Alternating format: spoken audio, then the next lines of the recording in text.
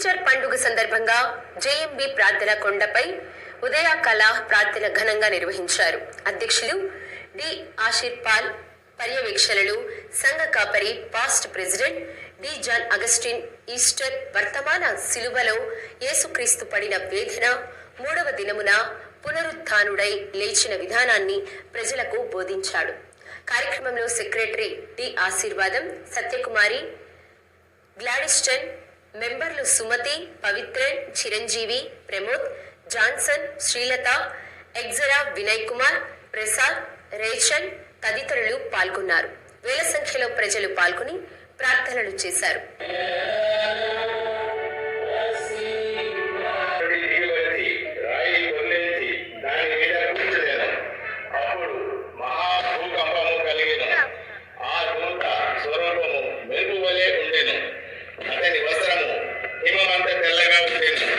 అతనికి భయపడటం వలన రావని వారు వణికి చచ్చిన వారి వలె నుండిరి.